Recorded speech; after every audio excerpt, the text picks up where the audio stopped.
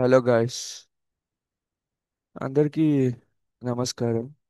ఈరోజు మనం ఇదే చాప్టర్లో ఇంతకు ముందు అంటే నిన్న మొన్న మీకు ఒక ఫస్ట్ వీడియో అప్లోడ్ చేశాను కదా. అక్కడ మీకు పోలెంగ్ గ్రెయిన్ ఎలా వచ్చింది, పోలెంగ్ గ్రెయిన్ వచ్చిన తర్వాత ఐఎమ్ సారీ, పోలెంగ్ గ్రెయిన్ యొక్క ఫార్మేషన్ గురించి నేను ఏం చెప్పలేదు, చెప్పాను. లైక్ ఇక్కడ నుంచి ఇలా మీకు పోలెంగ్ గ్రెయిన్ వచ్చింది అని చెప్పాను, రైట్? సో పోలెంగ్ గ్రెయిన్ వచ్చింది. దాని తర్వాత ఇప్పుడు ఆ పోలెంగ్ గ్రెయిన్ గురించి తెలుసుకుందాం. సినిమా అర్థమవుతుందా మనం ఎక్కడ ఉన్నామో? సో ఇప్పుడు పోలెంగ్ గ్రెయిన్ వచ్చింది. వచ్చిన పోలెంగ్ గ్రెయిన్ గురించి తెలుసుకుందామా లేదా? తెలుసుకుందాం. ఓకే. యా. ఇది పోలెంగ్ గ్రెయిన్ వచ్చాక దానికి సంబంధించిన కొన్ని విశేషాలను, వినోదాలను తెలుసుకుందాం.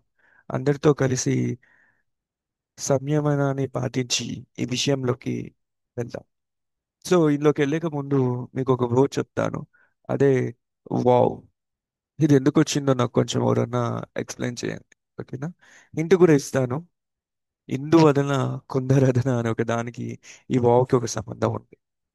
అయితే ఈ వావ్ని మనం ఈ ఎక్స్ప్లెనేషన్లో ఎక్కడ యూజ్ చేస్తామో చెప్తాను, వినండి. అయితే మీకు పోలెంగ్ గ్రెయిన్ అనేది వచ్చింది. పోలెంగ్ గ్రెయిన్ మీద ఒక లేయర్ ఉంటుంది, లోపల ఇంకొక లేయర్ ఉంటుంది. ఇలా ఒక పోలెంగ్ గ్రెయిన్కి రెండు లేయర్స్ ఉంటాయి. బయటి లేయర్ని ఎగ్జిన్ అంటే, లోపల లేయర్ని ఇంటిన్ అని అంటారు. అయితే బయటి లేయర్లో ఉన్న ఎగ్జిన్ స్పోరోలిన్ అనే ఒక ఆర్గానిక్ సబ్స్టాన్స్ ద్వారా ఫామ్ అయ్యింది. అయితే ఇప్పుడు ఈ స్పోరోలిన్ చాలా బలమైన, దృఢమైన, కఠినమైన, ఇంకా వేరేది ఏమైనా అన్నీ కలిసి ఒక శక్తివంతమైన ఒక లేయర్ లాగా ఫామ్ అయ్యింది. అయితే దానికి అర్థం ఏంటంటే, ఇప్పుడు ఈ స్పోరోలిన్ని మీరు ఏదైనా యాసిడ్లో పెట్టినా, లేదా ఏదైనా బేసిక్లో పెట్టినా, లేదంటే ఏదైనా టెంపరేచర్లో పెట్టినా, లేదా మీరు ఎక్కడన్నా టెంపరేచర్ బేసిక్ తర్వాత ఇంకా వాటర్లో పెట్టినా, ఎండ్లో పెట్టినా ఈ స్పోరోలిన్ అనేది బ్రేక్ అవ్వదు. ఒకవేళ మీ దగ్గర ఏమైనా పవర్ఫుల్ ఎంజైమ్స్ ఉన్నా, అంటే మీ కడుపులో ఉండే ఎంజైమ్స్ లాగా ఏదైనా ఎంజైమ్స్ దీని మీద పెట్టినా, ఇవన్నీ కలిసి ఈ స్పోరోలిన్ని ఒక్క దాని ఎంటుక కూడా పీకలేకపోతాయి. సో స్పోరోలిన్ అనేది చాలా దృఢమైన, బలమైన, బలిష్టమైన ఒక ఆర్గానిక్ సబ్స్టాన్స్ లాంటిది. సో అందుకే నేను దీన్ని wow, it's nice, right? So ఇది స్పోరోలిన్ ఎగ్జిన్ లో ఉండడం వల్ల ఎగ్జిన్ చాలా బలంగా ఉండిపోయింది. అయితే మీరు ఎందుకు ఇంత బలంగా ఉండాలి, దానికి కారణం ఏంటి? మీరు ఒక చూడండి. నేను ఒక ఎగ్జాంపుల్ ఇస్తాను. మీ దగ్గర ఒక 100 రూపాయల లోటు ఉందనుకోండి. ఆ నోట్ని మీరు తీసుకెళ్ళి మీ బ్యాంక్లో పెట్టారనుకోండి, లేదా మీ ఇంట్లో లాకర్లో పెట్టారనుకోండి. లాకర్ బ్యాంక్లో పెట్టారు అనుకోండి. లాకర్ని బాగా దృఢంగా తయారు చేస్తారు. ఎందుకంటే బయట నుంచి అది గట్టిగా ఉంటే లోపల మీ నోటు సేఫ్గా ఉంటుంది. సో ఇది ఇరగొడితే లోటు బయటకు వస్తుంది. బట్ ఇది ఇరగొట్టకుండా లాకర్ని తయారు చేసుకుంటే మీ నోటు సేఫ్గా ఉండిపోద్ది. అలానే ఈ పోలెంగ్ గ్రెయిన్లో అవుటర్ సర్ఫేస్ ఎగ్జిన్ ఇంత హార్డ్గా ఎందుకుందంటే, ఈ లోపల ఈ ఎగ్జిన్ లోపల ఉన్న ఎగ్జిన్ లోపల ఉన్న ఇంటిన్ ఇంటిన్ లోపల ఉన్న ఏదో ఒక కొన్ని వస్తువులు చాలా విలువైనవి. అందుకే ఇది ఇంత స్ట్రాంగ్గా ఉందని మనము అర్థం చేసుకోవాలి. లేకపోతే బయట ఎందుకు ఇంత బలంగా ఉంటుంది? ఏదో మ్యాటర్ ఉంటేనే కదా అక్కడ కూడా ఒక సంథింగ్ స్ట్రాంగ్గా ఉంటుంది. మ్యాటర్ లేకుండా ఇది ఎందుకు స్ట్రాంగ్గా ఉంటుంది? అంత ఎనర్జీ ఎందుకు స్పెండ్ చేస్తుంది? సో సూర్యవర్ధన్ ఎలా అయితే తన అతని సామ్రాజ్యాన్ని ఒక గోడతో నిర్మించుకున్నారో, అలానే పోలెంగ్ గ్రెయిన్ కూడా తన సామ్రాజ్యాన్ని ఒక పోలెంగ్ గ్రెయిన్ తో నిర్మించుకొని తన బంగారాన్ని లోపల దాచుకుంది. ఓకేనా?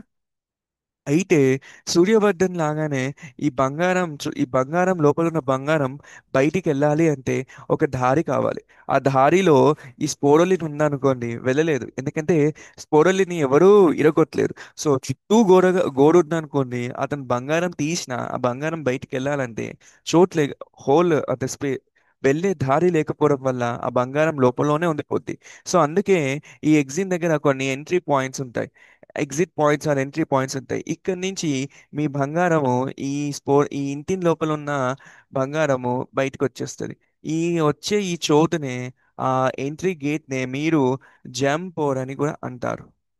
జమ్ ఫోర్, జీ ఫోర్. ఈ జమ్ ఫోర్ నుంచే మీ బంగారం బయటికి వెళ్తూ ఉంటది.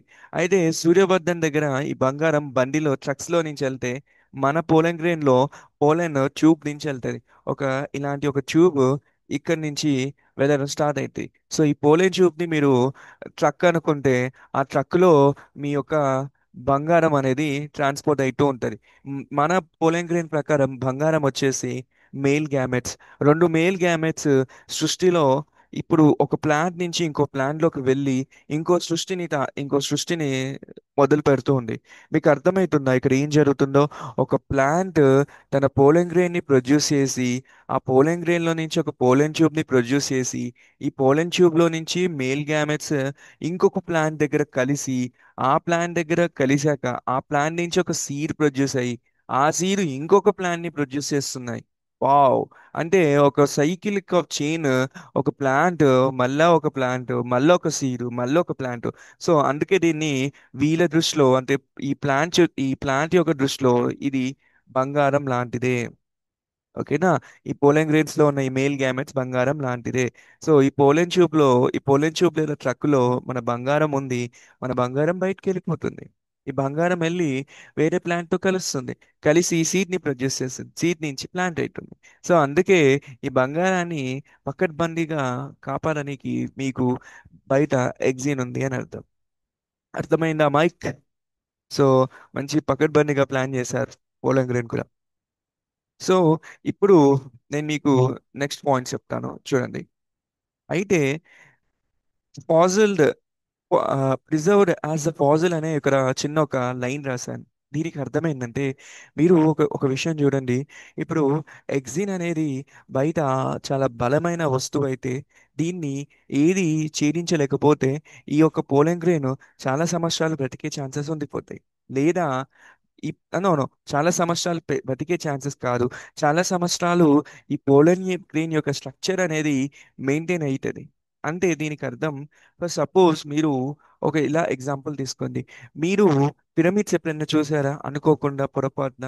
పిరమిడ్స్ ఇప్పటిదాకా 5,000 సంవత్సరాల నుంచి అలానే ఉండిపోయాయి. అవును, కొంచెం పిరమిడ్స్ కొన్ని ఇరిగిపోయాయి, కొన్ని ఇలా అయ్యాయి, అలా అయ్యాయి. కానీ పిరమిడ్ యొక్క అస్తిత్వం మాత్రం ఇంకా మనకి కనిపిస్తుంది. అంటే ఒక పిరమిడ్ ఇలా ఉండేది ఒకప్పుడు అనేది ఇప్పటికి కూడా కనిపిస్తుంది. అలానే ఈ పిరమిడ్ ఇప్పుడు ఫంక్షనల్గా లేకపోయినా, అంటే అప్పటిలాగా ఇది పిరమిడ్ల అప్పుడు కట్టినప్పుడు ఎలా అయితే యూజ్ చేసుకున్నారు ఇప్పుడు యూజ్ చేయకపోయినా, బట్ దాని యొక్క స్ట్రక్చర్ మనం ఇంకా చూడగలుగుతున్నామంటే, ఎందుకంటే దాని బయట ఉన్న గోడలు, దాని బయట ఉన్న బండరాలతో తయారు చేసిన ఆ బండరాలు చాలా బలంగా ఉండడం వల్ల ఈ పిరమిడ్ ఇంకా మన కళ్ళకి కనిపిస్తుంది. అలానే ఈ పోలంగ్రీన్ యొక్క స్ట్రక్చర్ మీరున్న స్పోరోలిన్ చాలా బలంగా ఉండడం వల్ల ఇప్పటికీ దాని యొక్క ఆ స్ట్రక్చర్, ఆ పోలంగ్రేన్ మనకి మట్టిలో ఇంకా కనిపిస్తుంది. ఆ కనిపించే ఆ స్ట్రక్చర్ ని ఇప్పుడు ఈ పోలంగ్రేన్ ఒక 100 సంవత్సరాల తర్వాత, ఒక 1000 సంవత్సరాల తర్వాత కూడా మనకి మట్టిలో అలానే ఈ పిరమిడ్ లాగా కనిపిస్తే దాన్ని ఫాజిల్ అంటారు. అంటే ఇక్కడ ఏం జరిగిందంటే, ఒక ప్లాంట్ ఒక 1000 సంవత్సరాల క్రితం, మీరు మగధీర మూవీ లాగా ఇది కూడా ఒక 500 సంవత్సరాల క్రితం ఒక ప్లాంట్ తన నుంచి ఒక పోలన్ గ్రెయిన్ ని ప్రొడ్యూస్ చేసింది. ఈ పోలన్ గ్రెయిన్ ఫర్టిలైజేషన్ ప్రాసెస్ లోకి వెళ్లకుండా మట్టిలోకి వెళ్ళి అందులో కూరుకుపోయింది. ఆ తర్వాత 1000 సంవత్సరాల తర్వాత మీరు వెళ్ళి తవ్వితే ఆ పోలన్ గ్రెయిన్ మళ్ళీ అలానే కనిపించింది. సో ఈసారి పోలన్ గ్రెయిన్ యొక్క స్ట్రక్చర్ అలానే ఉంది, కానీ ఆ పోలన్ గ్రెయిన్ వచ్చేసి మళ్ళా ఆ పోలన్ గ్రెయిన్ వచ్చేసి బంగారాన్ని ప్రొడ్యూస్ చేసే కెపాసిటీ పోయింది. కానీ తన యొక్క స్ట్రక్చర్ అంటే పుట్టినప్పుడు ఎలా అయితే తన స్ట్రక్చర్ ఉందో అలాంటి ఒక సిమిలర్ స్ట్రక్చర్ని అది మెయింటైన్ చేస్తూ ఉంది. దాన్నే మనము ఫాజిల్ అని అంటాం. ఆ ఫాజిల్ ఫామ్ లో ఇంకా ఉంది. సో దీన్ని బట్టి మనం అర్థం చేసుకోవాల్సింది ఏంటంటే, స్పోరోలిన్ వల్ల ఒక పోలన్ గ్రెయిన్ ఒక 1000 సంవత్సరాల ముందు పుట్టి, ఆ 1000 సంవత్సరాల ముందు పుట్టినప్పుడు ఎలా ఉందో ఇప్పుడు కూడా అలా కనిపించడం వల్ల స్పోరోలిన్ ని ఫాజిలైజేషన్ ద్వారా మనం తెలుసుకుంటున్నాం. సో దీని వల్ల ఇంకేం చెబుతుందంటే, 1000 సంవత్సరాల ముందు ఈ పోలన్ గ్రెయిన్ ఏమేం చోట్లకి వెళ్ళిందో, ఎలాంటి వస్తువులను చూసిందో, ఇది ఎలా తిరిగిందో, ఇవన్నీ మనం గతాన్ని తెలుసుకుంటూ ఉన్నాం ఒక చిన్న స్పోరోలిన్ వల్ల. ఇది కూడా చాలా పెద్ద వావ్. ఎందుకంటే మీరు చూడండి, మీరు ఒక వస్తువుని 1000 సంవత్సరాలకు ముందు ముట్టుకొని చూస్తున్నారు. అది ఇప్పుడు కాదు, 100 ఏళ్ళుగా 2 ఏళ్ళుగా ఇండిపెండెన్స్ కన్నా ముందు, అన్నిటికన్నా ముందు. అప్పటికి కూడా ఒక పోలోగ్రేన్ పుట్టి ఇలా వెయిట్ చేస్తూ మీకోసం వెయిట్ చేస్తూ, చూడండి నేను 1000 సంవత్సరాల తర్వాత వచ్చాను అంటే ఎంత బాగుంటుంది. మీరు పాస్ట్కి వెళ్తున్నారు, గతానికి వెళ్తున్నారు, ఫోన్స్ లేవు, ఏం లేవు.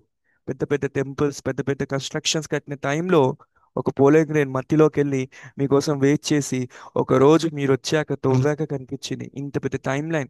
1000 సంవత్సరాలంటే మనిషి యొక్క ఆయుష్ కూడా సరిపోదు. సో ఇది మనం ఎగ్జిన్ నుంచి తెలుసుకున్న ఒక చిన్న పాయింట్, అదే పోలంగ్రేన్ నుంచి. అయితే ఇదంతా అయిపోయిన తర్వాత మీకు ఇంకొక పాయింట్ చెప్తాను వినండి. పోలంగ్రేన్ యొక్క లోపల దాన్ని, లోపల లేయని ఇంటిన్ అంటారు. ఈ ఇంటిన్ వచ్చేసి, ఇందులోనేమో స్పోరోలిన్తో ఫామ్ అయితే ఈ ఇంటిన్ సెల్యులేస్ అండ్ పెక్టిన్తో ఫామ్ అవుతుంది. అండ్ ఈ సెల్యులేస్ పెక్టిన్ అనేది సాఫ్ట్గా ఉంటుంది. ఇంకొకటి, ఈ సెల్యులేస్ పెక్టిన్ మొత్తం ఈ ఇంటిన్ చుట్టూ ఉంటుంది. ఎక్కడ మనకి ఇలా జంబో లాగా, ఒక ఇక్కడ స్పోరోలిన్, ఇక్కడ స్పోరోలిన్, ఇక్కడ జంబో లాగా గ్యాప్ ఉండదు. ఇది మొత్తం కంటిన్యూస్ గా ఉంటారు. అందుకే దీన్ని, ఈ సెల్యులోస్ పెక్టోర్ని కంటిన్యూస్ గా ఉంది కాబట్టి ఇంటిని కంటిన్యూస్ లేయర్ అని కూడా అంటారు. ఈ ఇంటిన్ లోపల మీకు సైటోప్లాజం ఉంటుంది. ఈ సైటోప్లాజం ఇంటిన్ తర్వాత ఉంటుంది. అయితే ఇంటిన్ తర్వాత సైటోప్లాజం డైరెక్ట్ గా ఉండరు. ఇంటిన్ తర్వాత మళ్ళీ ఒక లేయర్ ఉంటుంది, దాన్నే ప్లాస్మా మెంబ్రేన్ అంటారు. దాని తర్వాతనే మీకు సైటోప్లాజం ఉంటుంది. అంటే ప్లాస్మా మెంబ్రేన్ చుట్టూ మీ సైటోప్లాజం ఉంటే, ఈ స్- ఇంటి ఈ ఈ ప్లాస్మా మెంబ్రేన్ చుట్టూ మీ యొక్క ఇంటిన్ ఉంటే, ఈ ఇంటిన్ చుట్టూ మీ యొక్క ఎగ్జిన్ ఉంటుంది అని అర్థం. ఈ రెండింటిని మనము వాల్స్ అని అంటాం. ఎందుకు వాల్స్ అంటే, ఎప్పుడైనా గుర్తుంచుకోండి, గోడలు, వాల్స్, అవి నాన్ లివింగ్ థింగ్స్. ఎందుకంటే అవి దేనికోసం తయారు చేశారు? ఒత్తిడిని, దేన్నైనా తట్టుకోనికి తయారు చేస్తారు. మీ గోడలు మీ చుట్టూ అంత బ్రతికుండవు. మీరు చూడండి, మీరు కొట్టి చూడండి, అవి మాట్లాడతాయో లేవో చూడండి.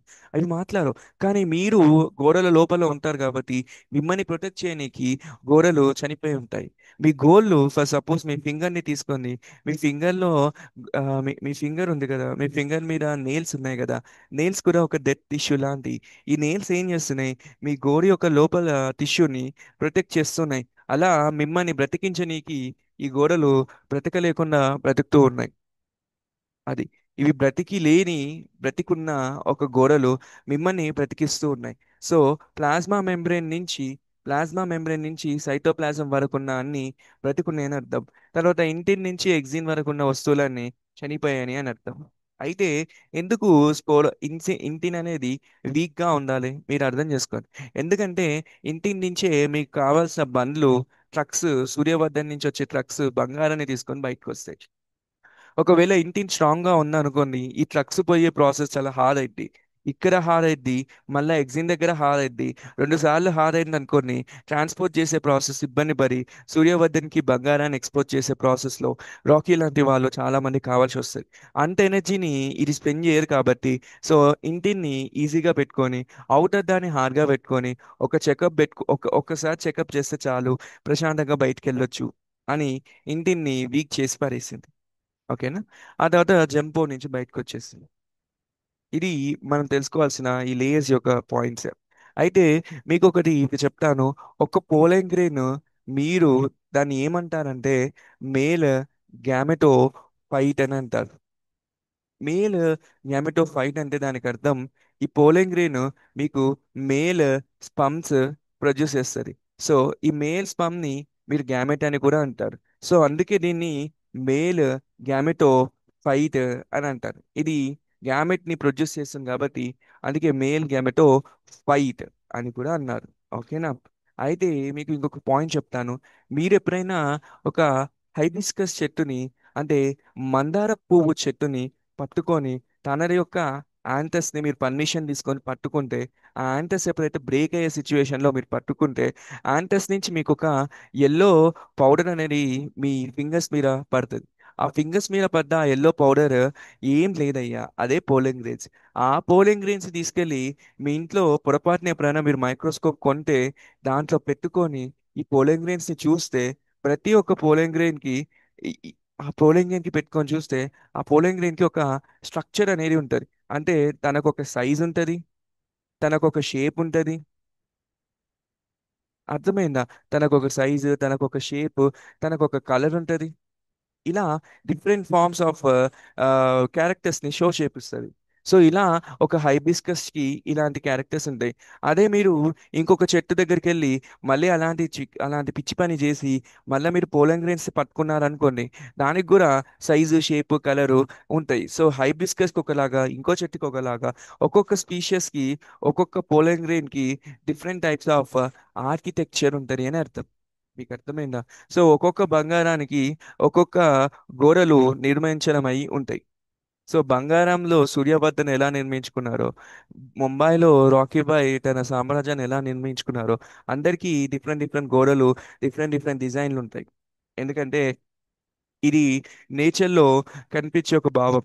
మీరు మ్యాంగో ట్రీ ఒకలా ఉంటుంది, అండ్ కాతికల్లు వచ్చే చెట్టు, తాటి చెట్టు, తాటి చెట్టు అది ఇంకోలా ఉంటుంది. రెండు చెట్లే కానీ చూడనీకి రెండు different గా ఉంటాయి. రెండు చేసే ఒకటే, తన నెక్స్ట్ జనరేషన్కి తన పిల్లల్ని పంపించి వాళ్ళని పెంచి పెరిగేటట్టు చేస్తాయి. ఇవి పెంచవు కానీ పెరుగుమని చెప్పేస్తాయి. సో ఇవి వాటి యొక్క సంతతిని పెంచుకుంటూ అవి చూడనీకి డిఫరెంట్గా కనిపిస్తాయి. అదే మనం ఇక్కడ అర్థం చేసుకోవాల్సిన మొదటి విషయం. సో ఇప్పుడు మీకు ఇక్కడ ఏమర్థమైంది? ఇందు వదన కుందరదన అండ్ వావ్, అర్థమైందా? ఇది చాలా పెద్ద విషయం. ఇక్కడ మనం స్పోరోలిన్ నుంచి చాలా విషయాలు నేర్చుకున్నాం. మీరు గతానికి వెళ్తున్నారు, మీరు గతంలో ఉంటున్నారు. ఒక 1000 సంవత్సరాల ముందు ఒక వస్తువు తను ఏమేం చూసిందో అది మీకు చెప్తుంది. ఆ స్పోరోలిన్ స్ట్రక్చర్ చూసి, అమ్మ బాబోయ్ ఆ టైంలో ఇలా ఉండేనా, అందుకే ఇది ఇలా స్ట్రక్చర్ ఇలా ఉందా. ఇప్పుడు మీరు టైం మిషన్ తీసుకొని ఎవరైనా 1000 ఇయర్స్ ముందు నుంచి ఇప్పుడు ఇక్కడికి వచ్చారనుకోండి, వాళ్ళు నన్ను చూసారనుకోండి, మనం వేసుకున్న షార్ట్ పాయింట్, ఓకే అప్పల్లో ఉన్న వాళ్ళు ఇలా వేసుకుంటారు ఎందుకంటే అప్పల్లో ఇలాంటి సిస్టమ్ ఉంది అని. సో అలానే స్పోరోలిని చూశాక మనమేం అర్థం చేసుకుందాం, అప్పల్లో ఇలాంటి సిస్టమ్ ఉందే, మన పోలెంగ్రేన్ ఇలాంటి ఫ్యాషన్ డిజైనింగ్, ఇలాంటి ఫ్యాషన్ ని మెయింటైన్ చేసిందని తెలుసుకుంటాం.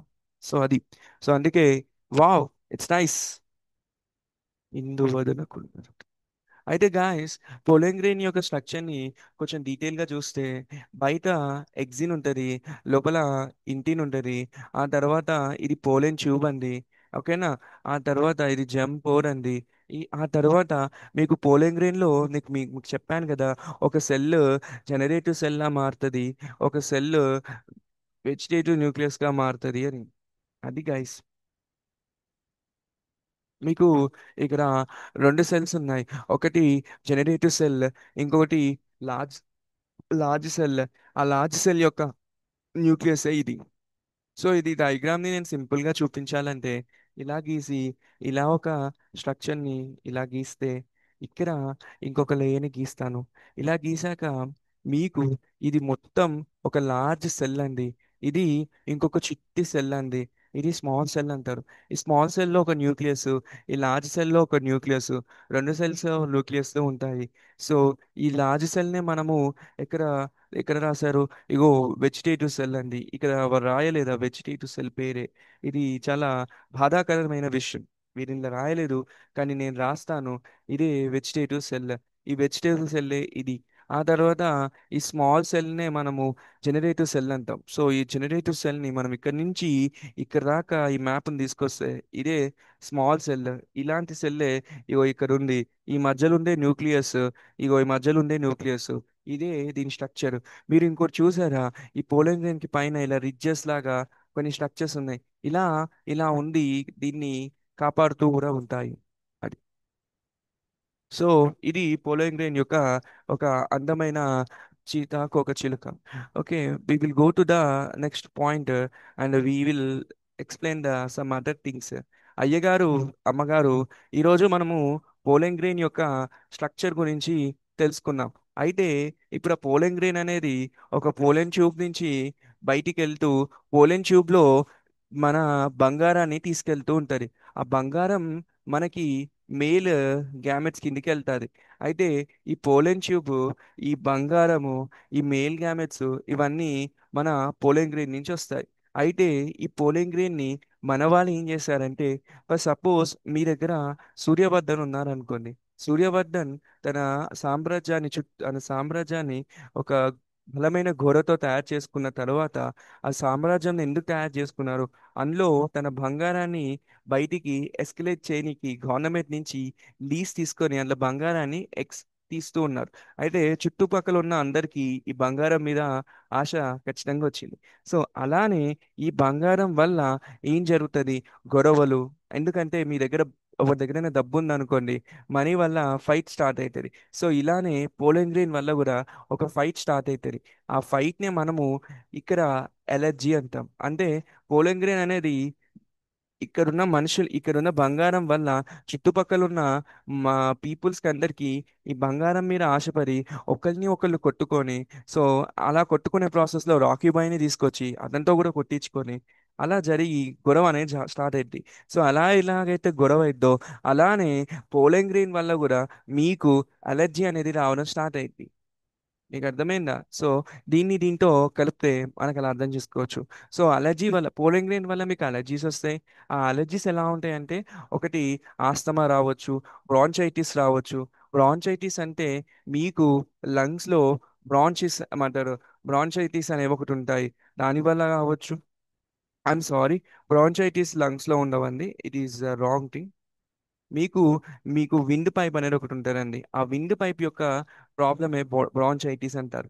దీన్ని నేను బ్రాంచైటిస్ మీ యొక్క ఏ, దాన్ని ఏమంటారంటే మీ మనుషుల యొక్క జీవ వ్యవస్థ, అంటే వారు బ్రతికే సిస్టమ్స్ అనేవి ఉంటాయి కదా మీ చాప్టర్స్ ఎంసీఆర్టీ బుక్లో.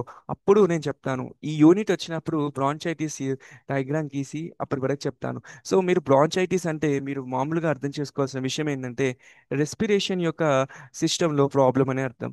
అలానే ఆస్తమా అంటే అది కూడా రెస్పిరేషన్ సిస్టంలో ఒక ప్రాబ్లం అని అర్థం. మీరు బ్రీతింగ్ సరిగా తీసుకోరు పొలెంగ్రేన్ వస్తే. డబ్బులు వస్తే మనుషులు ఎలా అయితే ప్రశాంతంగా పండుకోరో, అలానే పొలెంగ్రేన్స్ వస్తే బ్రీతింగ్ చక్కగా తీసుకోరు. సో ఏదైనా ఒక వస్తువు విలువైంది ఉంటే దానివల్ల ఏదో ఒక గొడవ అనేది మొదలైంది. అయితే గాయస్, బ్రాంచైటిస్ లంగ్స్ విండ్ పైప్ అనేది ఇప్పుడు మీరు తీసుకోకండి. జస్ట్ మీరు అర్థం చేసుకోవాల్సిన ఒక మెయిన్ పాయింట్ ఏంటంటే అలర్జీస్ వల్ల రెస్పిరేటరీ సిస్టంలో ఎఫెక్ట్ వస్తుంది. ఆ రెస్పిరేటరీ సిస్టంలో బయటికి కనిపించే ఒక డిసీజ్ ఆస్తమా, ఇంకొక డిసీజ్ బ్రాంచైటిస్, ఇలాంటి కండిషన్స్ వస్తాయి. అయితే ఈ పోలెన్ గ్రెయిన్ అనేది ఇలాంటి డిసీజ్ కాజ్ చేసే ఒక బంగారం పేరే, ఒక బంగారం నది. ఆ బంగారం పేరే క్యారెట్ గ్రాస్. అంటే దీనికి అర్థం, మీరు ఏ పోలెన్ గ్రెయిన్ ఇలాంటి అలర్జీస్ని ఇస్తుంది అని అడిగారు అనుకోండి, అందులో ఒక ఎగ్జాంపుల్ క్యారెట్ గ్రాస్ని తీసుకుంటారు. ఈ క్యారెట్ గ్రాసే మీకు సీవియర్ పోలెన్ గ్రెయిన్ని కాజ్ చేస్తుంది. ఈ క్యారెట్ గ్యాస్కి ఇంకొక పేరు ఉంది, అనే పార్టీషియం. ఓకేనా? సో ఏదో ఒకటి, పారెంటియం. ఐఎమ్ సేయింగ్ నాట్ పార్టీషియం, ఇట్ ఈస్ నాట్ పార్టీషియం, ఇట్ ఈస్ పార్టీనియం. ఇప్పుడు మీ రాకీ బాయ్కి ఒక సపరేట్ పేరు పెట్టారనుకోండి, సలార్ అని. ఎలా ఉంటుందో, అవును సలార్కి రాకీ బాయ్కి సంబంధం లేదనుకోండి. అలా అనుకుంటే ఈ రెండు పేర్లు కలిసి ఇవి ఏం చేస్తున్నాయి, మీ గొడవకి, మీ గొడవని ఇంక్రీజ్ చేస్తున్నాయి. సో ఇలా రాకీ బాయ్ ఎంట్రీ వల్ల ఆ పోలెండ్ గ్రీన్ అంటే ఎవరి వల్ల గొడవ ఎక్కువైంది? రాకీ బాయ్ వల్ల. సో రాకీ బాయ్ని మనం క్యారెట్ గ్యాస్గా తీసుకోవచ్చు. ఇవన్నీ దేనికి సంబంధించి ఫైట్ అవుతున్నాయి, ఎందుకు ఫైట్ అవుతున్నాయి? ఇవన్నీ పోలెండ్ గ్రీన్ కోసం ఫైట్ అయ్యి, మీ పోలింగ్ గ్రెయిన్ మీ దగ్గరకు వస్తే మీకు ప్రాబ్లం వస్తుంది, పోలింగ్ గ్రెయిన్ లోపల ఉన్న ప్రాబ్లం వస్తుంది, ఇలా. అయితే కొంతమందికి ప్రాబ్లం వస్తే కొంతమందికి పోలింగ్ గ్రెయిన్ చాలా యూజ్ అవుతుంది. ఎందుకంటే ఇప్పుడు అందరూ గోల్డ్ కోసం ఆ సూర్యవర్ధన్తో గొడవ పడుతుంటే, కొంతమంది ఆ గోల్డ్ని తీసుకొని ఎవరికి తెలియకుండా వారు అమ్ముకొని రెండు మూడు ఇల్లులు, రెండు బంగ్లాలు, అలేఖ్య చిట్టి పికిల్స్లో ఎలా అయితే ఆమె కష్టపడాలని చెప్పారో, సో అలా వారు ఆ బంగారాన్ని తీసుకొని ఈ స్టార్టెడ్ దట్ గోల్డ్ ఇన్వెస్ట్మెంట్. ఆ తర్వాత రెండు మూడు కార్లు, రెండు గాజుల బంగారము, ఒక ఇల్లు, ఇవన్నీ కొనేసుకున్నారు. సో ఇలా ఈ బంగారాన్ని వాడుకోవడం కూడా కొంతమంది చేస్తారు. సో అందుకే అలా వాడుకున్న వాళ్ళనే మనం ఏం చెప్తామంటే పోలెన్ని ఫుడ్ సప్లిమెంట్ లాగా కన్సిడర్ చేసుకుంటాం. అంటే పోలెన్ గ్రెయిన్ని ఫుడ్ లాగా తీసుకొని, ఆ ఫుడ్ ఎందుకు తీసుకున్నారు? పోలెన్ గ్రెయిన్లో బంగారం ఉంది. ఆ బంగారం ఏంటి? Male gametes. తర్వాత ఆ మేల్ గ్యామెట్స్ పైన ఏముంటుంది? ఇప్పుడు మీ బంగారం అనేది మేల్ గ్యామెట్స్ అయితే, ఈ మేల్ గ్యామెట్స్ బయటికి వెళ్ళనీకి, పెరగనీకి, తిరగనీకి ఎనర్జీ కావాలి కదా. ఆ ఎనర్జీ ఎక్కడ ఉంటుంది? ఇక్కడ చూపిస్తా ఎనర్జీ ఎక్కడ ఉంటుందో, చిట్టి ఎనర్జీ. ఆ ఎనర్జీ ఇక్కడ ఒక పెద్ద సెల్ ఉంది చూసారా, లార్జ్ సెల్. ఈ లార్జ్ సెల్లోనే ఆ ఎనర్జీ ఉంటుంది. ఈ ఎనర్జీని మనుషులు వాడుకోవాలి.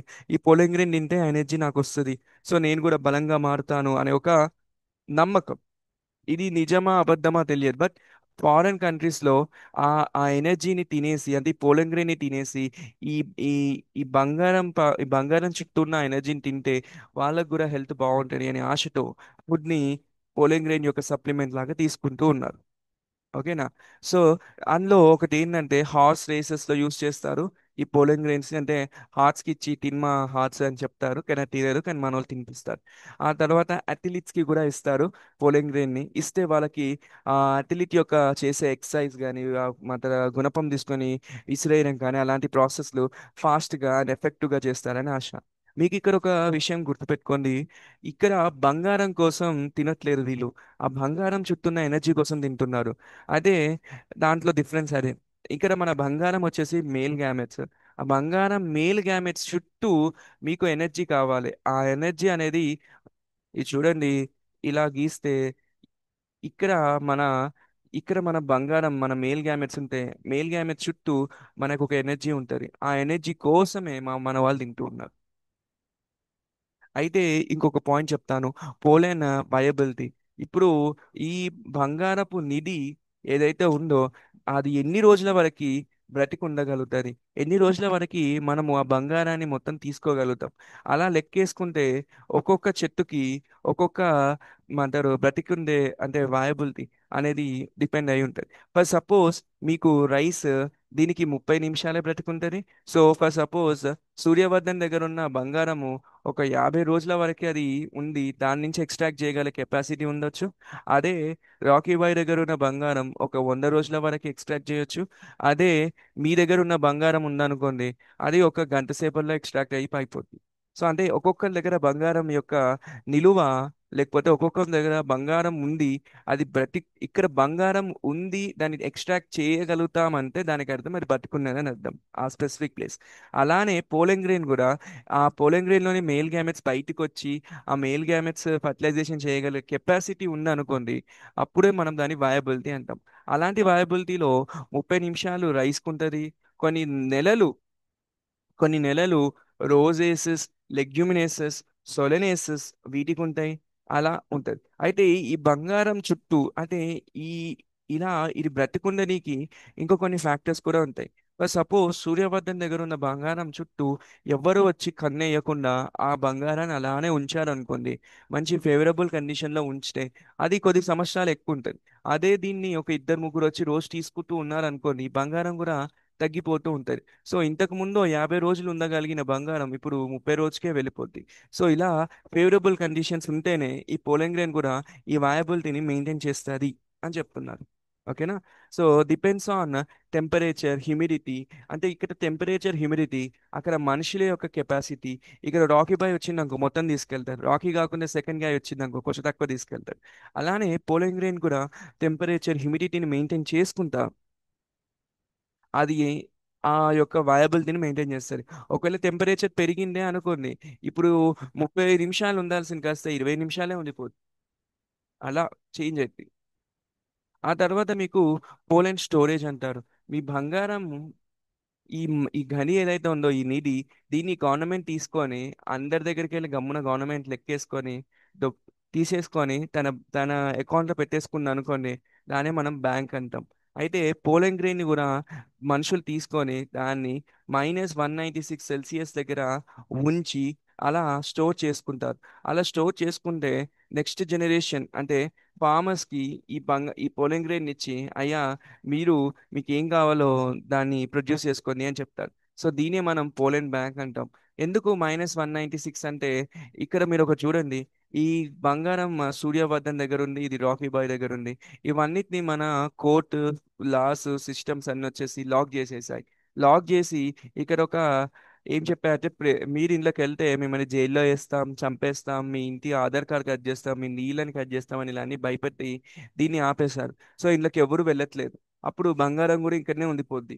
అలానే ఈ యొక్క పోలింగ్ గ్రెయిన్ ఏదైతే ఉందో దాన్ని -196 దగ్గర పెట్టినప్పుడు లోపలున్న మేల్ సెల్స్, లోపలున్న సైటోప్లాజం, న్యూట్రియంట్స్ అన్నీ ఒక స్టేబుల్ స్టేట్కి వచ్చేస్తాయి. ఆ స్టేబుల్ స్టేట్లో అవి ఏ మెటబాలిజంని చెయ్యవు. సేమ్ ఇక్కడ కూడా ఏ మెటబాలిజం అంటే ఏవి బయటికి రావు లోపలికి రావు అలానే ఉండిపోతాయి. సో ఇవి కూడా బయటికి వెళ్ళవు లోపలికి వెళ్ళవు, అలానే ఉండిపోద్ది అక్కడనే అది స్టక్ అయింది. ఆ స్టక్కింగ్ ఆఫ్ ఫ్రీజింగ్ పాయింట్ నే -196 సెల్సియస్ అంటారు. ఇది లిక్విడ్ నైట్రోజన్ లో పెడతారు. అప్పుడు ఇది ఫ్రోజన్ అయిపోయి అక్కడ ఏ సెల్స్ డివైడ్ అవ్వడం రావడం బయటికి పోవడం లేకుండా ఉంటే అది అలా బ్రతికిపోయి ఉంటుంది. సో దాన్నే మనము పోలెన్ స్టోరేజ్ అంటాం. దీనే మనం క్రయో ప్రిజర్వేషన్ అని కూడా అంటారు. ఇది మామూలుగా మనుషులకు కూడా చేస్తారు. అంటే ఇప్పుడు ఫర్ సపోజ్ మీకు ఒక 23 ఇయర్స్ ఉన్నాయి అనుకోండి, మిమ్మల్ని తీసుకెళ్ళి ఈ లిక్విడ్ నైట్రోజన్ దగ్గర -196 దగ్గర పెట్టాను అనుకోండి, మీరు 100 ఏళ్ళ వరకు అందులోనే ఉండిపోతారు. మీరు బ్రతికే ఉంటారు, చావరు. బట్ మీరు అందరిలాగా బయటికి రారు, మాట్లాడరు, తినరు, పండుకోరు, సినిమా చూడరు, పబ్జి ఆడరు, ఇంకా రీల్స్ కూడా షేర్ చేసుకోరు పాపం. అలా ఉండొచ్చు మనుషులు అని చెప్తారు.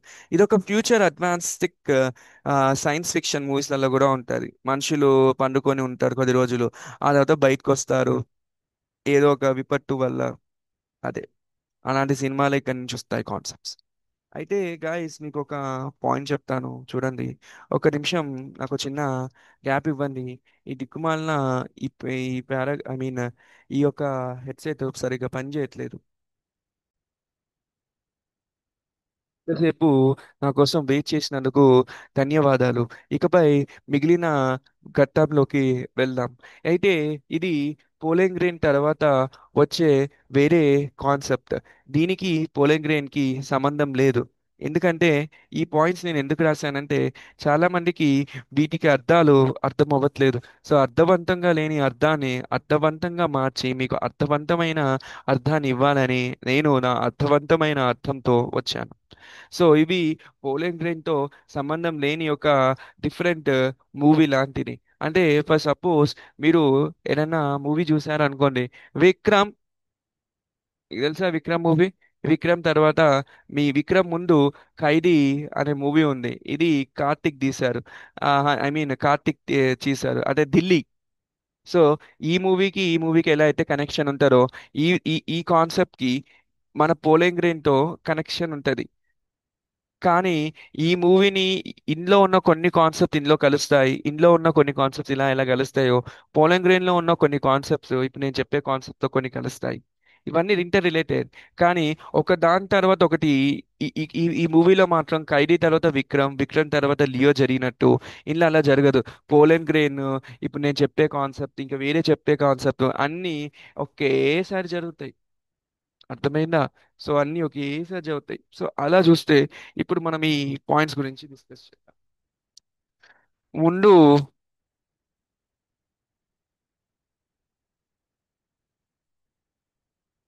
ఒక విషయం చెప్తా చూడండి. ఒక పిస్తల్ని అంటే దానికి అర్థం ఒక కార్పుల్ అని అర్థం. అంటే ఇప్పుడు దీన్ని బట్టి మీకు ఏం అర్థమైంది? సింపుల్ పిస్టల్ అని ఎవరన్నా అన్నారు అనుకోండి ఎక్కడన్నా, దానికి అర్థం ఒక కార్పుల్ అని అర్థం. దీన్ని నేను డయాగ్రామ్ లో చూపిస్తాను, మీకు అర్థమవుతుందని నేను భావిస్తున్నాను. ఇక్కడ ఇది చూడండి, ఇది మీ యొక్క ఫ్లవర్. ఫ్లవర్ లో ఇక్కడ ఇక్కడ ఒక స్టిగ్మా ఉంది, ఇక్కడ స్టైల్ ఉంది, ఇక్కడ ఓవరీ ఉంది. ఈ ఓవరీ లోపల ఒక ఓవ్యూల్ కూడా ఉంది. ఓకేనా? ఈ ఓవ్యూల్ లోపల మీకు ఒక ఫీమేల్ గ్యామెట్స్ కూడా ఉన్నాయి. ఇప్పుడు ఈ ఓవరీ ఓవ్యూల్ పక్కకు వదిలేసేది. దీన్నే నేను ఇక్కడ చూపిస్తున్నాను చూడండి. ఇవన్నీ పీకేశాను, అనవసరమైన వస్తువులన్నీ. ఇప్పుడు పీకేశాక మీకు ఇక్కడ స్టిగ్మా కనిపిస్తుంది, మీకు ఇక్కడ స్టైల్ కనిపిస్తుంది, మీకు ఇక్కడ ఓవరీ కనిపిస్తుంది. ఇలా ఒక స్ట్రక్చర్ కనిపించింది అనుకోండి మీ ఫ్లవర్లో, దీన్నే మనము కార్పెల్ అంటాము. లేదా ఈ కార్పెల్ని సింపుల్, చూడండి మళ్ళీ చెప్తున్నా, ఇది సింపుల్ పిస్టల్. ఉత్తి పిస్టల్ కాదంట, సింపుల్ పిస్టల్ అంట. అంటే ఎంత డబ్బున్నా సింపుల్ గా ఉండే వాళ్ళగా ఇది కూడా సింపుల్ పిస్టల్. అయితే ఇక్కడ చూడండి, ఇది సింపుల్ పిస్టల్. అయితే ఇప్పుడు ఈ సింపుల్ పిస్టల్ ఎక్కడి నుంచి వచ్చింది? మీకు కార్పల్ నుంచి వచ్చింది. ఒకవేళ ఇప్పుడు ఇదొక కార్పల్, ఇదొక కార్పల్, ఇదొక కార్పల్, ఇవన్నీ ఫ్యూజ్ అయ్యి మీకు ఏమైతుంది? ఒక స్ట్రక్చర్ ఫామ్ అవుతుంది. ఈ మూడు కలిస్తే ఈ త్రీ కార్పల్స్ కలిసి ఫ్యూజ్ అయితే దాన్ని మీరు కాంపౌండ్ పిస్టల్ అంటారు. కాంపౌండ్ అంటే కొంచెం గట్టిది. సో కాంపౌండ్ పిస్టల్ ఫామ్ అయింది. ఇదే ఒక పిస్టిల్ ఉంటే, ఆ, ఒక కార్పిల్ ఉంటే దాన్ని సింపుల్ అంటాము. మూడు కలిసిపోయి ఒకటే అయితే ఒక పిస్టిల్ అయితే ఆ ఒక పిస్టిల్ని మనము కాంపౌండ్ పిస్టిల్ అంటాము. మీకు అర్థమైందా? సో నెక్స్ట్ టైం మీరు పిస్టిల్ అన్నా సింపుల్ పిస్టిల్ అన్నా ఒకటే.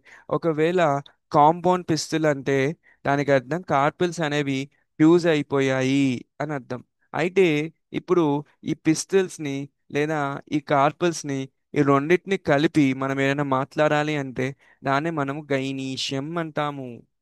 గైనీషియం అనేది ఎందుకన్నారో ఇప్పుడు నేను ఒక చెప్తా, గుర్తుపెట్టుకోండి. మీరు పొరపాటున ఒక ఫ్లాట్ కొన్నారు అనుకున్నాం హైదరాబాద్లో. ఆ ఫ్లాట్ దగ్గర రెండు మూడు అపార్ట్మెంట్స్ వేశారు. సరే, ఒక పైన ఒక అపార్ట్మెంట్, కింద ఒక అపార్ట్మెంట్ వేశారు. ఓకేనా? మీరు కష్టపడి వేసుకున్నారు అనుకోండి. ప్రతి అపార్ట్మెంట్ లో ఒక రూమ్ ఉంది, ఇందులో ఒక రూమ్ ఉంది. ఓకేనా?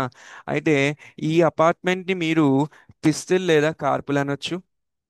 సరే, నేను దీన్ని కార్పుల్ అంటున్నాను. ఇది నేను కార్పుల్ అంటున్నాను. ఈ రెండు కార్పుల్స్ కలిస్తే, లేకపోతే ఈ రెండు సింపుల్ పిస్టల్స్ కలిస్తే, అంటే ఇక్కడ ఫ్యూజ్ అవ్వలేవు. మళ్ళీ చెప్తున్నా, ఈ అపార్ట్మెంట్ పైన ఈ అపార్ట్మెంట్ కింద రెండు ఒకే దాంట్లో లేవు. అయితే ఇవి పైన ఒకటి కింద ఒకటి ఉన్నాయి. ఈ రెండింటిని కలిస్తేనే మనం ఏమంటాము? ఒక బిల్డింగ్ అంటాం. ఆ బిల్డింగ్ నే మనము గైనీషియం అని కూడా అనొచ్చు. సో గైనీషియంలో ఏం జరుగుతుందయ్యా చూస్తే, గైనీషియంలో మీకు అన్ని పిస్టల్స్ లేదా అన్ని కార్పల్స్ కలిస్తేనే దాన్ని గైనీషియం అంటారు. గైనీషియం అనేది ఫీమేల్ రిప్రొడక్టివ్ పార్ట్ కి సంబంధించింది. ఓకే గైస్, ఇప్పుడు నేను మళ్ళీ ఒకసారి ఆ పేజీలోకి వెళ్తా. ఇదే ఆ పేజీ. సో కార్పుల్ అనేది ఏంటి? ఒక ఫీమేల్ రిప్రొడక్టివ్ పార్ట్ అండి, ఒక బేసిక్ యూనిట్. పిస్టల్ అనేది ఏంటి? ఒక structure made from one or more carpels. ఒకటే కార్పుల్ నుంచి ఒకటే కార్పుల్ ఉందనుకోండి. ఫర్ సపోజ్ మీరు ఒక అపార్ట్మెంట్ కొన్నారు. సరే, ఒక ఫ్లాట్ కొన్నారు. ఆ ఫ్లాట్ కి ఒకటే అపార్ట్మెంట్ ఉంది అనుకోండి. ఆ ఒక అపార్ట్మెంట్ ని మీరు వన్ కార్పుల్ అనొచ్చు. లేదా ఒక అపార్ట్మెంట్ ని మీరు సింపుల్ పిస్టల్ అనొచ్చు. ఆ సింపుల్ పిస్తల్ ఆ అపార్ట్మెంట్ ఏంటి? మీకు ఏమైద్ది? మీకు హౌస్ అయిద్ది, మీకు ఇల్లు అయిద్ది, మీకు రూమ్ అంతా మీ మీ మీ ఊరు అయిద్ది, మీ ప్లేస్ అయిద్ది. సో ఆ హోమ్ని, ఆ ఇల్లుని అన్నిటినీ కలిపితేనే, అంటే దీన్ని మనం ఏం చెప్తామంటే, ఆ ఇంట్లో మీరు ఉంటారు కాబట్టి ఆ దాన్ని నేను అపార్ట్మెంట్లో ఉంటా అంటారు, నేను ఇంట్లో ఉంటా అంటారు, నేను హోమ్లో ఉంటా అంటారు. మొత్తానికైతే ఒక దాంట్లో ఉంటారు కదా. ఆ ఉండే దాన్నే మనము గైనీష్యం అంటారు. ఓకేనా? ఒక అపార్ట్మెంట్లో ఉన్నారు గైనిష్యమే, రెండు మూడు అపార్ట్మెంట్లో ఉన్న గైనిష్యమే. ఒక అపార్ట్మెంట్ రెండో అపార్ట్మెంట్లు కలిపి డబల్ అపార్ట్మెంట్ అయినా కానీ దాన్ని గైనిష్యమే అంటారు. ఈ డబల్ అపార్ట్మెంట్ అంటే ఏంటి? ఇదొక కార్పుల్ రెండు ఫ్యూజ్ అయ్యి రెండు అపార్ట్మెంట్ ఒకటే అపార్ట్మెంట్, ఈ రెండు ఫ్యూజ్ అయ్యాయి అనుకోండి, ఒక అపార్ట్మెంట్ ఇంకో అపార్ట్మెంట్. అప్పుడు దీన్ని ఏమంటారు? కాంపౌండ్ పిస్తల్ అంటారు. ఇట్లా మనం గుర్తుంచుకోవాల్సిన విషయాలు ఇవన్నీ. సో పిస్టిల్ అంటే ఒకటి లేదా చాలా కార్పల్స్ ఫ్యూజ్ అయి ఉందని అర్థం. So there is only one carpel, ఒకటే పిస్టల్ ఉందనుకోండి, ఆ దాన్ని మనము ఒకటే పిస్టల్ని ఒకటే కార్పల్ అని కూడా అనొచ్చు. If there are multiple carpels fuse అయ్యాయి అనుకోండి, అప్పుడు మనము ఆ పిస్టల్ని మనము మల్టిపుల్ కార్పలరీ అంటాం. లేదా అదే పిస్టల్ని మనము కాంపౌండ్ పిస్టల్ అంటాం. ఎందుకు మల్టిపుల్ అన్నారు? చాలా కార్పల్స్ ఫ్యూజ్ అయ్యాయి. మల్టిపుల్ కార్పల్స్ అన్నా కాంపౌండ్ పిస్టల్ అన్నా ఒకటే. సింపుల్ పిస్తల్ అన్నా ఒకటే, కార్పుల్ అన్నా ఒకటే. ఇవన్నీ మనం అర్థం చేసుకోవాలి. సో మీకు ఒక హౌస్ ఉంది, దాంట్లో ఒక రూమ్ ఉంది. ఓకేనా? హౌస్ ఆ హౌస్ యొక్క ఒక రూము దాన్ని మనము సింగిల్ కార్పుల్ లేదా పిస్తల్ అంటే, లేదా ఒకటే కార్పుల్ అనుకుంటే, అలా మీకు ఒక house లో మూడు రూమ్స్ ఉన్నాయి. ఆ మూడు రూమ్స్ జాయిన్ అయినాయి. అప్పుడు మీరు దాన్ని హౌస్ అంటారు. ఆ హౌస్ ని మీరు పిస్తల్ అనొచ్చు, లేదా త్రీ కార్పుల్స్ ఫ్యూజ్డ్ అనొచ్చు, లేదా మీరు దాన్ని కాంపౌండ్ పిస్టల్ అని కూడా అనొచ్చు, లేదా మీరు దాన్ని మల్టీ కాల్కులర్ అని కూడా అనొచ్చు. అంటే ఇలా మీరు బాటనీలో చాలా పేర్స్ వస్తూ ఉంటాయి. ఇవన్నీ ఒకటే చెప్తున్నాయి. మీరు ఒక ఇల్లు ఉంది, ఒక హోమ్ ఉంది. ఈ హోమ్ లో ఒక బొ- ఒక రూమ్ ఉంది నీకు సపరేట్ గా. ఈ హోమ్ ఈ హోమ్ ని ఈ హోమ్ లో ఒక రూమ్ ని ఒకటే రూమ్ ఉంది కాబట్టి మీరు దాన్ని కార్పుల్ అంటారు. లేదు, ఇంకొక పేరు చెప్పండి అంటే సింపుల్ పిస్తల్ అంటారు. ఆ తర్వాత ఈ ఒకటే రూమ్ కాస్తుందా ఇంకొక రూమ్ ఉంది, ఈ రెండు రూమ్లు అటాచ్డ్ అనుకోండి, అప్పుడు మీరు ఏమంటారు? ఇక్కడ రెండు కార్పుల్స్ ఉన్నాయి కాబట్టి మల్టీ కార్పులర్ అంటారు. లేదు, ఇక్కడ పిస్టిల్ లాగా ఏదైనా పేరు ఇవ్వాలంటే దాన్ని కాంపౌండ్ పిస్టిల్ అంటారు. ఆ తర్వాత ఈ రెండు రూమ్లు కలిసి ఒక ఇల్లు ఫామ్ అయితే దాన్నే మనం గైనిషియం అంటాం. అంటే గాయస్, ఇంకా మీరు కుదిరితే నాలుగు మాటలు, కుదిరితే ఒక కప్ కాఫీ, అలాంటి ఏం పెట్టకండి. సో ఒక పిస్టిల్ ఒక హోల్ స్ట్రక్చర్ ని రిప్రజెంట్ చేస్తే ఒక కార్పుల్ లేదా మెనీ కార్పుల్స్ ఫ్యూజ్ అయ్యాయి, ఇదంటే ఎందుకులేండి, ఏదో రాస్తామని పట్టించుకుంటారా ఏంటి? బట్ మీకు అర్థమైంది అనుకుంటున్నా. యా. ఇంకా చాలా ఎగ్జాంపుల్స్ ఇచ్చాను వాటికి సంబంధించింది. ఒక చిట్టి ఎగ్జాంపుల్ ఏంటంటే, ఫర్ సపోజ్ మీ చుట్టూ లోటస్ చెట్టు ఉందనుకోండి. లోటస్ చెట్టు ఎలా ఉంటుంది? లోటస్ చెట్లో అన్ని సింపుల్ పిస్టల్స్ ఉన్నాయి అన్నారంటే అనుకోండి, దానికి అర్థం ఏంటి? అన్ని సింపుల్ పిస్టల్స్ అంటే అన్ని కార్పల్స్ ఉన్నాయి, ఒక రెండు మూడు కార్పల్స్ ఉన్నాయని అర్థం. ఒకటి రెండు మూడు కార్పల్స్ ఉన్నాయి. ఇవన్నీ ఫ్యూజ్ అయినాయా లేకపోతే ఫ్యూజ్ లేవా? ఫ్యూజ్ లేవు.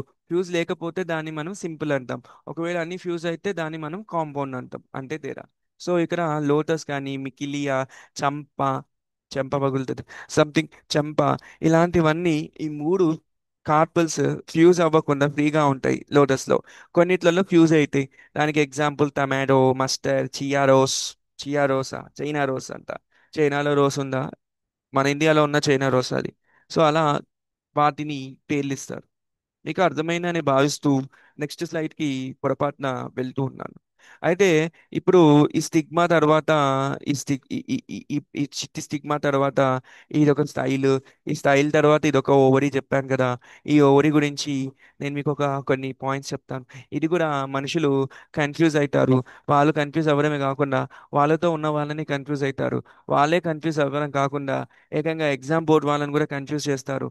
సో లాస్ట్కి కన్ఫ్యూజన్లో కన్ఫ్యూజ్ అయ్యి ఇంకా కన్ఫ్యూజన్లో ఉండిపోతారు. ఆ కన్ఫ్యూజన్ని తీయనీకే నేను ఈరోజు ఒక సాహసం చేసి ఇది ఎక్స్ప్లెయిన్ చేద్దాం అనుకుంటున్నాను. జై భవాని. అయితే ఇక్కడ మీరు చూడండి. ఫస్ట్ అయ్యో రామా, ఇంతకు ముందు ఈ డయాగ్రామ్ ఉంది కదా, ఈ చిట్టి డయాగ్రామ్, దీన్ని పక్కకి నుంచి దీని నుంచి ఇక్కడ పీకేసి, లేదా ఇగో ఇదే డయాగ్రామ్ ని పీకేసి నేను కొంచెం డీటెయిల్ గా రాశాను. ఈ డయాగ్రామ్ లో ఈ యొక్క స్పెసిఫిక్ పార్ట్ ని బాగా ఫోకస్ చేద్దాం. దీన్ని మనము ఓవరీ అంటాము. దానికి ఒక పేరు ఇచ్చారు అంటే. సో ఈ ఓవరీని పేరు తీసుకొని ఆ పేరు ఇక్కడ రాసుకున్నాను. సో ఇదే ఆ ఓవరీ. ఈ ఓవరీ చూడనీకి ఎలా ఉందో ఒకసారి చూద్దాం. ఈ ఓవరీలో ఒకటి లేదా చాలా ఓవ్యూల్స్ ఉంటాయి. ఓవరీలో మీరు చూడండి, ఓవరీలో ఓవ్యూల్స్ ఉంటాయి. అర్థమైందా? ఒక బాక్స్ లో సపోజ్ మీ దగ్గర ఒక స్కూల్కి వెళ్ళే కాలేజ్ బాక్స్ లో, దీంట్లో మీకు షార్ప్నర్ అంటే ఎస్ పెట్టుకోండి, లేజర్ అంటే రబ్బర్, ఆ రబ్బర్ని ఆరబెట్టుకోండి, తర్వాత పెన్సిల్, ఓకేనా? ఇలా చాలా వస్తువులు ఉంటాయి. వీలైతే ఒక దువ్వెన కూడా పెట్టుకోండి. ఇవన్నీ ఉన్నాయి కదా. ఒక్కొక్కటి ఇవన్నీ దేంట్లో ఉన్నాయి? ఇవన్నీ బాక్స్ లో ఉన్నాయి. ఆ బాక్స్ నే మనం ఓవరీ అంటాం. ఫర్ సపోజ్ ఈ బాక్స్ లో మీకు ఈ ఎస్ అంటే లేజరా, స్కేలా, ఏంటి, పెన్సిలా, నాకు గుర్తుకులేదు. సరే, ఈ ఎస్ అంటే స్కేల్ అనుకుంటే ఈ బాక్స్ లో ఉన్న స్కేల్ ఒకటి ఉండొచ్చు, రెండు ఉండొచ్చు, ఎన్నైనా ఉండొచ్చు. సో ఈ స్కేల్స్ అన్నిటిని మనము ఓవ్యూల్ అంటాం. దీన్ని బట్టి మీకు ఏం అర్థమైంది? ఓవరీ లోపల, బాక్స్ లోపల ఓవ్యూల్స్ ఉంటాయి. సో బాక్స్ లోపల స్కేల్స్ ఉంటాయి అని అర్థం. ఇది క్లారిటీ వచ్చిందా? సో దాన్ని బట్టి చూస్తే ఇది ఓవరీ అయితే ఇక్కడి నుంచి ఇక్కడ దాకా మన ఓవరీ అయితే ఈ ఓవరీలో మనకు ఒక ఓవ్యూల్ ఉంటుంది. అదే ఆ ఓవ్యూల్. ఈ ఓవ్యూల్నే ఇది ఓవరీ. అయితే బాక్స్ లో ఎలాగైతే మీకు స్కేల్, రబ్బర్ అవన్నీ ఉంటాయో, మళ్ళీ ఓవరీలో ఏమేమి ఉంటాయంటే ఓవ్యూల్స్ ఉంటాయి, ప్లసెంటా ఉంటుంది, లో లోక్యులస్ ఉంటుంది, తర్వాత స్టైల్, స్టిగ్మా. ఇది పక్కకు సంబంధించింది. ఇది కాదు, ఇది ఓవరీలో ఉండదు. ఇది ఇది ఏం చెప్తుందంటే ఓవరీని ఓవరీకి కనెక్ట్ అయి ఉంటాయని చెప్తుంది. అంటే ఫర్ సపోజ్ మీ బాక్స్ ఒక ఓవరీ అనుకోండి. ఈ బాక్స్ ఎక్కడ పెట్టుకుంటారు? మీ బ్యాగ్ లో పెట్టుకుంటారు, రైట్? ఆ బ్యాగ్ లో పెట్టుకుంటారు కదా. ఆ బ్యాగ్ లో పెట్టుకునే ప్లేస్ ని ఈ స్టిగ్మా స్టైల్ అంటారు. అంటే ఈ స్టిగ్మా స్టైల్ తర్వాత మీకు ఓవరీ వస్తుంది. అంటే మీ బ్యాగ్ ఓపెన్ చేసి తర్వాత లోపల ఒక థర్మాకోల్ ప్లేస్లో, అంటే మీ ల్యాప్టాప్ బ్యాగ్స్లలో ఫర్ సపోజ్ మీ దగ్గర ఒక బ్యాగ్ ఉందనుకోండి పొరపాటున, ఆ బ్యాగ్లో ల్యాప్టాప్కి సంబంధించి ఒక ప్లేస్ ఉంటుంది కదా, అక్కడ ఇట్లా అతుక్కొని పక్కన ఒక డబ్బా ఉంది, అదే ఒక థర్మాకోల్ మెత్తది ఉంది, దాని లోపల ల్యాప్టాప్ పెట్టుకుంటారు కదా. సో అలానే ఈ బ్యాగ్లో ఒక స్పెసిఫిక్ లొకేషన్లో మీ బాక్స్ పెట్టుకుంటారు. ఇక్కడ పెట్టుకున్నారు అనుకోండి బాక్స్, ఇక్కడ బయట ఒక థర్మాకోల్ ఉందనుకోండి, ఆ థర్మాకోల్ ఈ బాక్స్ని కాపాడుతూ ఉంటుంది. ఎందుకంటే ప్రెజెంట్ని, ఎందుకంటే ఇక్కడ ల్యాప్టాప్ పెట్టుకోవాలి, బాక్స్ పెట్టుకుంటాం కాబట్టి. అలానే ఇక్కడ ఎక్కడైతే థర్మాకోల్ ఉందనుకోండి మీ బ్యాగ్లో స్పెసిఫిక్ లొకేషన్లో, ఆ స్పెసిఫిక్ లొకేషన్నే మనము స్టిగ్మా స్టైల్ అంటాం.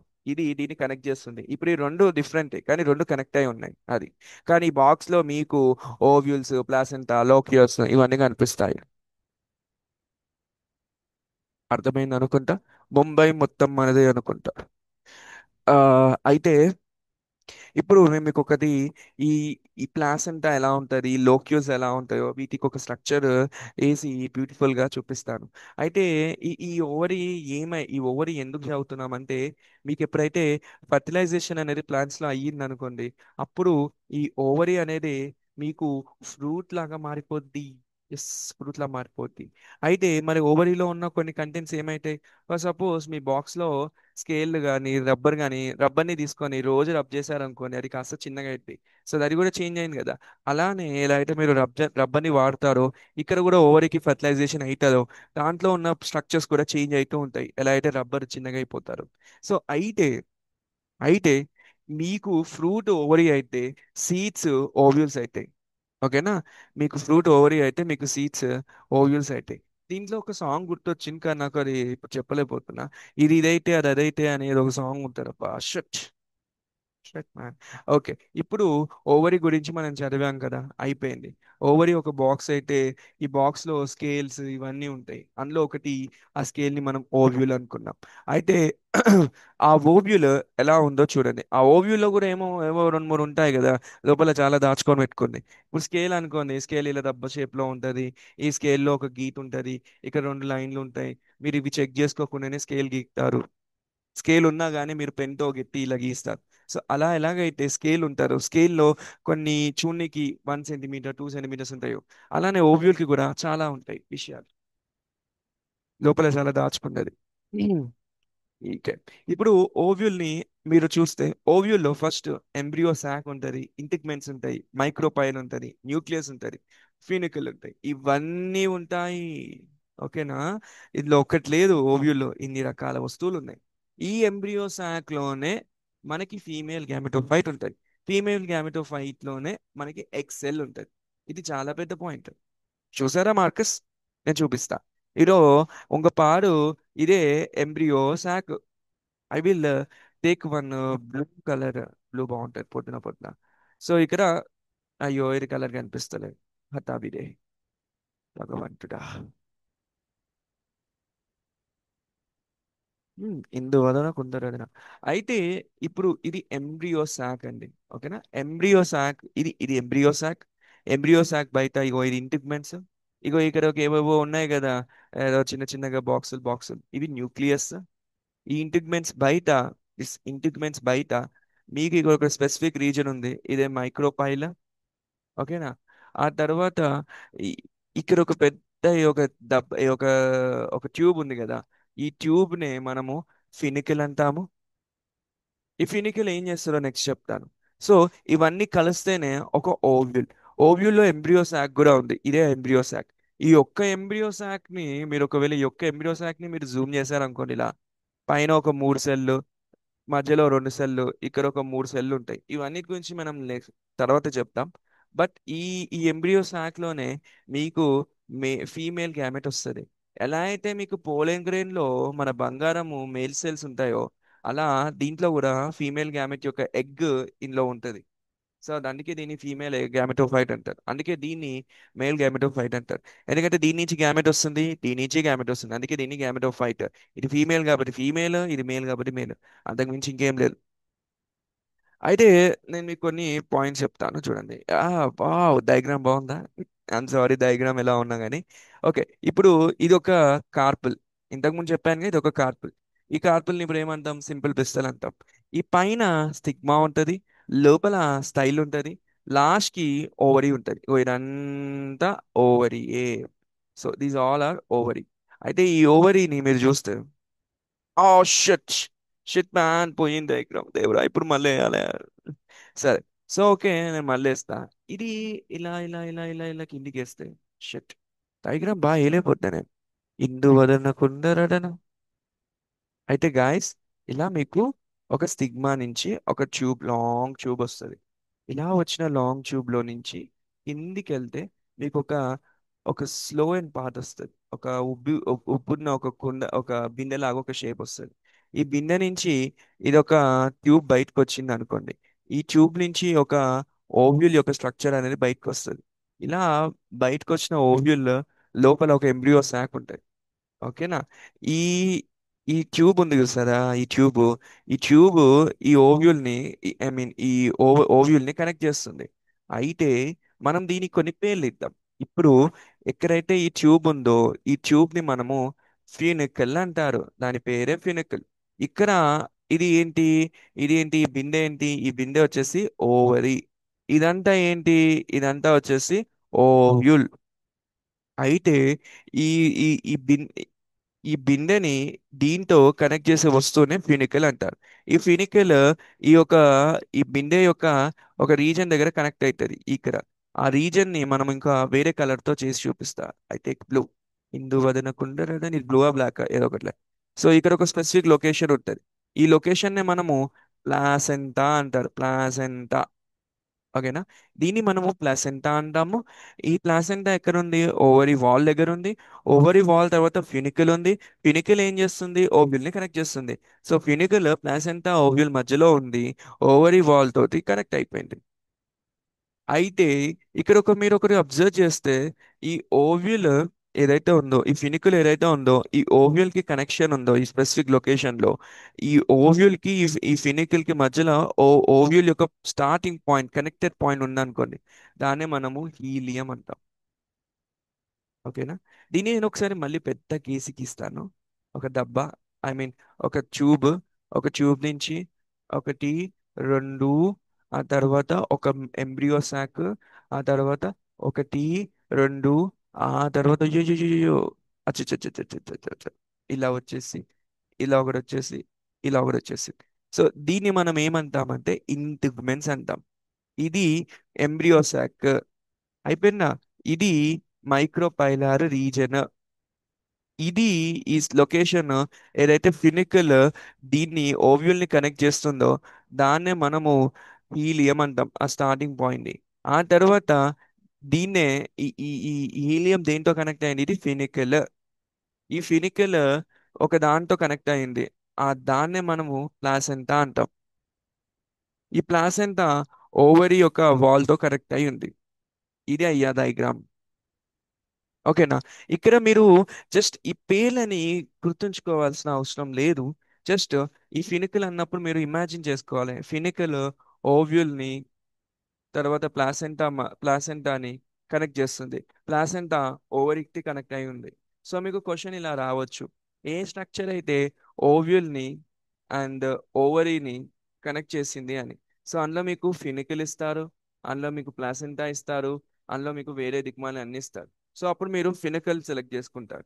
ఏ స్ట్రక్చర్ ఫినికల్ కనెక్ట్ అయి ఉంది, ఓవ్యూల్ తర్వాత ప్లాసెంటానా, ప్లాసెంటా తర్వాత ఓవ్యూలా అంటే ఇలా ఇస్తారు. లైక్ ఫర్ సపోజ్ ప్లాసెంటా ఇస్తారు, తర్వాత ఫినికల్ ఇస్తారు, ఆ తర్వాత ఓవ్యూల్ ఇస్తారు. లేదా ప్లాసెంటా ఇచ్చి, ఫినికల్ ఇచ్చి, హీలియం ఇచ్చి, ఆ తర్వాత ఓవరీ ఇస్తారు. ఇందులో మీరు ఏ ఆప్షన్ సెలెక్ట్ చేసుకుంటారు?